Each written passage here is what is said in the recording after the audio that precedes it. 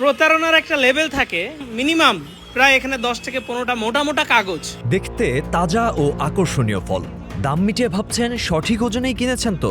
থামুন, আপনার অজান্তেই ফলের বদলে পকেটে ঢুকছে 200 গ্রাম ওজনের রদ্দি কাগজ।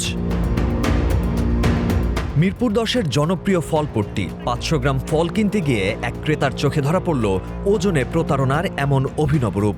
ওপর থেকে সাধারণ মনে হলেও ঠোঙ্গার নিচে বসানো হয়েছে স্তরে স্তরে মোটা কাগজ, যার এক একটির ওজনই প্রায় 200 গ্রাম।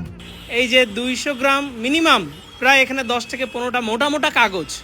এই কাগজ দিয়ে ঠোঙ্গাটার ওজন বাড়াই হচ্ছে আমাকে এখন মেপে দিবে। সো এই আর কি অবস্থা। ভাই কেন করেন আসলে এই কাজগুলো? কি কারণে করেন? হ্যাঁ, কি কারণে করেন আসলে? কি লাভ হয় আসলে এই যে অল্প একটু ওজন বাড়ায়? কি লাভ হয়? কি ওজন করবেন এটা? অর্থাৎ আপনি যদি 500 গ্রাম ফল কেনেন তবে ফল পাচ্ছেন মাত্র 300 গ্রাম, আর বাকি 200 গ্রামের দাম দিচ্ছেন রদ্দি কাগজের। সামান্য অসাবধানতার সুযোগ নিয়ে সাধারণ ক্রেতাদের পকেট কাটছে এক শ্রেণীর অসাধু ফল বিক্রেতা। বিক্রেতাদের চোখ ফাঁকি দেওয়ার এমন কৌশলে চরম ক্ষুব্ধ সাধারণ ক্রেতারা। তাদের দাবি, ওজনে এই চুরি শুধু এক দোকানেই সীমাবদ্ধ নয়, নজরদারির অভাবে পুরো বাজারেই ছড়িয়ে পড়েছে এই প্রতারণা চক্র।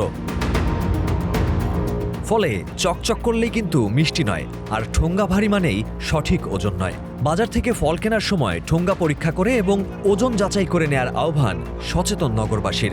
একই সাথে ওজনে এই প্রকাশ্য চুরি বন্ধে ভোক্তা অধিকার সংরক্ষণ অধিদপ্তরের জরুরি অভিযান দাবি করছেন সবাই। Mahfuza Refin, Green TV digital.